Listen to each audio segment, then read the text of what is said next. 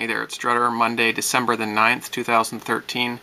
A quick look at the silver chart. This is the 5-hourly chart, and we're up just a little bit off that bottom, which pierced the $19 level. Didn't quite make it above 20 today, and sitting somewhere in the high 19s now. There continues to be a partial reporting of the numbers on the U.S. Mint's website for Silver Eagle sales, so it's showing just under 1 million so far for December, and that brings the yearly total up to 42.5 million. Here's the graph of Silver Eagle sales in each year going back to 2000, and the year 2013, of course, is 94% done, pretty much done. I don't know how much more they're going to actually report this year. This might be the last time this chart gets updated, but here we are at the 42.5 million level. Quite a bit more than that, just under 40 million that we had in 2011, the previous record. And just a note, that 42.5 level is 5 times higher than the average of these years here, 2000 through 2007. So you could take any 5 of these years here and it would equal what we've gotten to this year. The article linked below is disturbing, creepy, and I don't know, just gross. It's not very long. It's about a page of text, not very long at all. So have a look. I'll just leave it there. Really weird. Bitcoin has had quite a consolidation at about 1200, and it came down actually to half price around 600, and it's at 900 right now. This is the front page of the Vancouver province. That's the main newspaper here in British Columbia. On December the 8th, 2013. It's titled Gold Rush, and the subtitle is "Prices are tumbling, but for fanatics, the metal is more precious than ever." This article is presented under the Fair Use Clause of copyright law, and it's used for non-profit educational use and critique. And I'm just going to read a few quotes. It says in here that Vancouver is the gold bug capital of the world. I don't know if they mean that that is where a lot of gold investing and gold trading and gold conferences take place, or if they mean that's where a lot of gold bugs live. Gold bugs being people who are interested in gold, who follow the gold price, who follow the fundamentals for gold and silver and other precious metals, investing, stacking, that kind of thing. A little bit later on they say that the Gold Antitrust Action Committee, that's GATA, will be at this conference that's coming up in Vancouver here pretty quick. And they say that GATA is the folks who believe the world's governments and central banks are conspiring to suppress the price of gold. And it calls them extremists.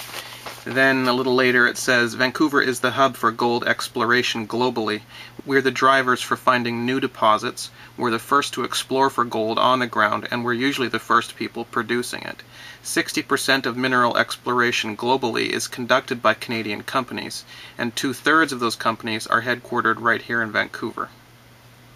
It then says, it's a tough time for gold bugs to keep the faith. The world's 13-year-old gold binge fizzled this year, with the precious metals price tumbling to its current 1200 range from a peak of 1900 in September. And then it says, things may get worse for gold bugs. An expected easing of the U.S. Federal Reserve's bond buying program is expected to put downward pressure on gold prices as inflationary fears fade. But ever since those QE3 to infinity programs have been in effect, the gold and silver price have done nothing but move downward, so I'm expecting, when tapering is actually announced, if it ever is announced, that gold and silver will move upward.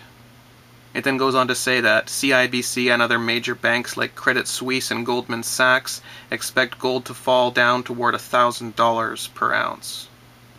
The article says that many gold bugs are indoctrinated people who believe that the price of gold is being kept artificially low via conspiracy, and says that they are habitually suspicious, mostly of paper money and governments, but anyone will do. Toward the end of the article, they did quote a few people who do seem like they know what they're talking about. One guy said, physical gold is a store of purchasing power that should form 10 to 15% of most people's investment portfolio. And lastly, I'd like to read you a list of things that the article called people who invest in gold. This is paraphrased, taken from the entire article as a whole, but I'll put it together into one nice sentence. Apparently those who are interested in gold or silver are a yellow-eyed horde of hobbits, grouchy, delusional buggers, a fanatical and dogmatic group of unrepentant extremists, an epidemic of zealots, a gang of metal cheerleaders, an orgy of apocalyptic paranoids, chanting precious metal in unison, and carried away with enthusiasm and lust for gold and silver coins. Hey, that's overly harsh. Most of us aren't hobbits. Before I go, I thought I'd give you a shot of that new maple. It's a 25th anniversary year maple for 2013 on the back there. That's the front, I should say. It's a nice looking design, I think. I think that they are limiting these to 1 million, just like the Timber Wolf and the Silver Grizzly and the Cougar and Antelope and those other Wildlife Series coins. So same vintage as those coins, and they were very popular coins, and the premium on them has gone up as time has gone by. So I'm kind of wondering if the premium on these might go up.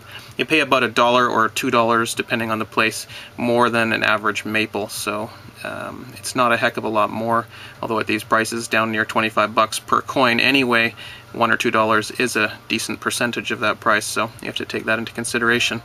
But the question will be, of course, am I selling any of these? Yes, I'm not going to put my website link down below.